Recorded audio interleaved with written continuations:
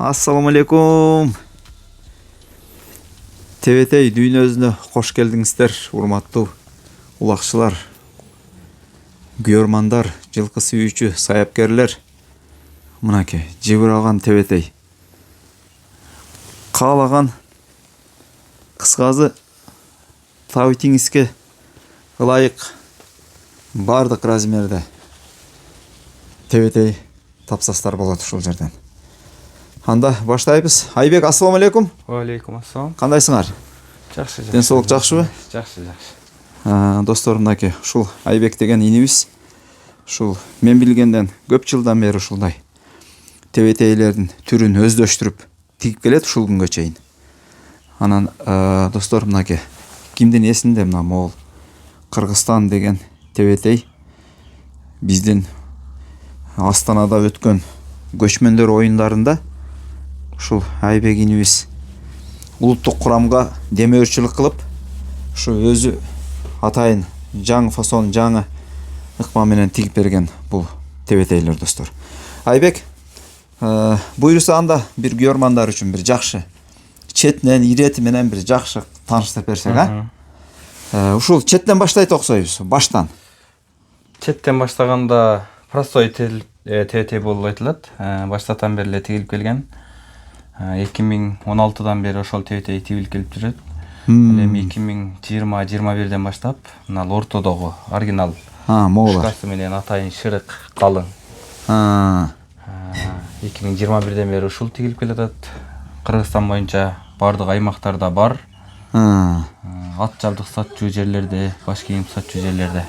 Ал эми бул жака кайрыла турган болсок, азыр балбандар эңкейгенде аттын жан кысылып чыкканда кайра башка илешип калбаш үчүн, аттарга илешип калбаш үчүн мындай удобный шапка сыяктуу модельди аябай сурап ушуга кызыгып атышат. Казак фасон деп айтылат. Казакстандан келген фасон. Жабышып отурат, жумшак шапкадай эле. Бул мына быйылкы жылдан баштап тигилип баштады. Бардык аймактарда саткан жерлерде бар, ошол жактан табышса болот. Анан кийин жеке өздөрү каалагандай кылып кайрылышса, аны да даярдап беребиз.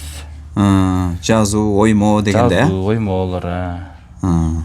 Бунун артыкчылыгы дагы тоскоол болбогону бул чекесиндеги. Анан дагы кандай кийин бул өзгөчөлүктөр бар бул тебетейдин? 100% хыба. Бул да баягындай маркверки болбойт. Мына материалдарда аябай российский хыба материалдан. Бул эч кандай кирип кетпейт. Анан шырыктар дагы ичи дагы ошо мына сыртындай шырылган да. Кошо шырылыптыр да. Жууганда дагы формасын мындай размерлерин өзгөртпөйт. Шапка катары кийиле берет. Чекеси ар кандай материалдан коюлат. Мына каракөл сыяктуу. Бул да өзүнчө модель. Ооба. Ал эми искусственныйлер бар. Анан необычный мына дагы чыкты. Бул башкача экен, Бул дагы баягы көптүн ортосунда бир штук болуп көрүнөт. Азыр өзгөчөнү ар бир балбан эле өзгөчөнү каалайт да. Ооба. Топтун ортосунда бир штук көрүнүш турган болсо, көбүнчө баш кийим көрүнөт. Ошондуктан ар кандай өзгөчөлүктөрдү киргизгенге аракет кылып атабыз. Баракелде. Ошол эми эркектики баш кийим менен пут кийим каралат деп илгертен эле айткан сөздөр бар. Ооба. Ошого баш кийимди өздөштүрүп, жаңы фасондордон, жаңы ыңгайына карап, жаңы нерселерди даярдаганга аракет кылып атабыз. Баракелде. Айбек, азыр ушул жерде мен көрүп тургандан 4 түрлүү фасон бар экен, мындай модель деп коебу, кандай дейт, 4 түрлүү. Ошолордон бирден алып туруп, бир жакындан өзүң кыска-мыска бир тааныштырып көрсөтүп берсең, азыр мисалы бул жерде казак тумактары тааныштырдың го, казак фасону. Ал эми бул оригинал тебетей деп, ошо жанагы айткандай эле 20-21ден бери тигилип келген нерсе. Ушкалары бар атайын. Суукта чыгарылат, ал эми керек эмес учурда киргизилет. Бул калың болот ага караганда. Анча удар дагы өтпөйт. Баракелде. Ал эми жанагы простой дегенибиз. Ошону да көрөлү, бирин, макул. Бул простой дегенибиз ою чийүү бардыгында эле бирдей. Бул оюларды башынан эле коюп келе атабыз. Буда ушка жок, кошумча ушка. Ал эми бул дагы өзүнчө кийгенде ыңгайлуу. Чөнтөккө дагы арзаныраак бул. Бирок жарашыктары, фасондору, отуруштары аябай жакшы. Жана өзүңүз көргөндөй булар аппараттан чыгат. Полноча. Аппараттан чыкпай турган болсо, фасон чыкпай калат. Размер дагы? Размерлеп ошол аппараттан чыгарып даярдалат. Баракелде. Эми могу улуттук курам кийген тебетейди да бир көрсөтчү Айбек. Бул жанагындай элеби же мындан да бир артыкчылыктар болобу буда? Бул ошо оригинал тебетейден даярдалган.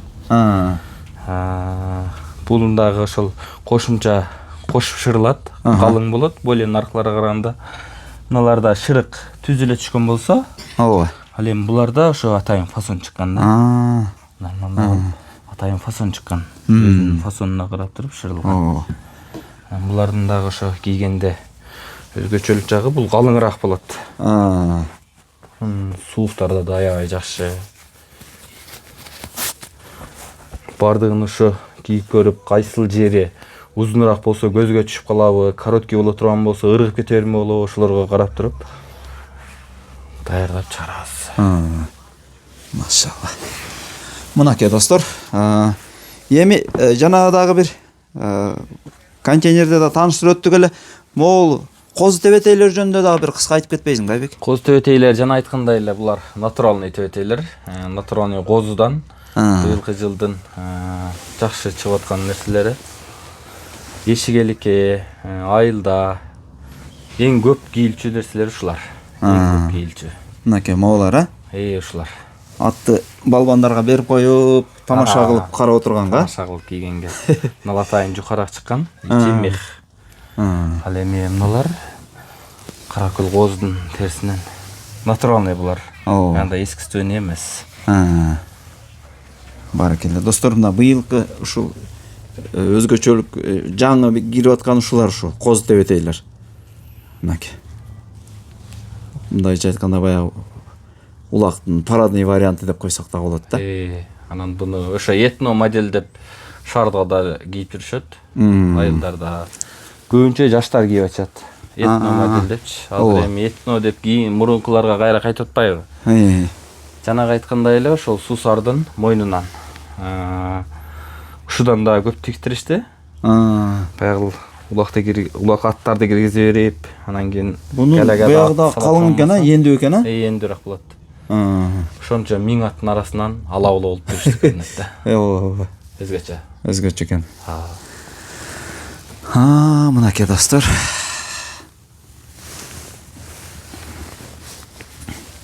Мына мондай серый беркиз бар экен, мындай боз деп коебуз го. Мына үстү дагы, асты дагы боз, баягы тартип сакчылар ушундай беркилерди кийип жүрөт го, жакалуу. Мындай үстүнө кийген, анан үстүнө шапкасы. Анакей бул жакта үстү серый, бул жагы кара. Кара. Анан бул мынакей бул турган үстү күрөң, чекеси кара. Мынакей. Карагылачы, жайнаган тебетей. Айбек мырза, эми бир бааларын айтып өтсөңүз, оптомго канча болот, уштуктап канча болот, кайсынын баасы кандай дегендей. Баалары баштагыдай эле мынакей простойлор эң жогорку ряд. Уштуктап ар бир аймактарга өзүнүн айткан размеринде, айткан өңүндө, айткан оюсун салып, даярдап салып жиберсек 1000 сомдон болот. Штуга? Штуга. Анан оптомго 800дөн берип атабыз. Баракелде. Ал эми мынал оригинал тебетейлер штуктап 2000ден болот. Ортоңку ряд. Каалаган светинде, каалаган өңүндө, каалаган размеринде кылып салып беребиз. 2000 сомдон болот. Оптомго бул арзаныраак болот. Бул да арзаныраак болот. Ал эми мына казак фасондагы штуктап 2,5 миңден болот. Буну дагы дүң баада сатканга ала турган болсо арзан кылып беребиз. Арзандатуулар болот. Баракелде. Козу тебетейлерчи?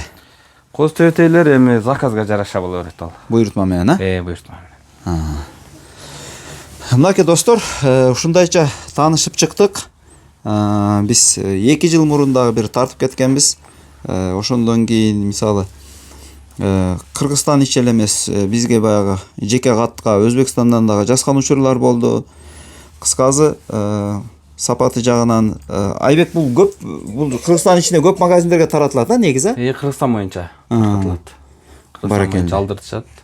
Эгерде ушул эси ушунун баарын жазып аткан ушул Айбек инибиз түз өзүнө кайрыласыздар, буюрса описанияда номери болот. Фасонун, размерин, түсүн, командалык болсо, же бир жамат улактар болсо, канчалык көп алсаңыздар, ошончолук пайдасы арзандатуу дагы болот. Анан Кыргызстан боюнча жеткирип берүү дагы достор бар.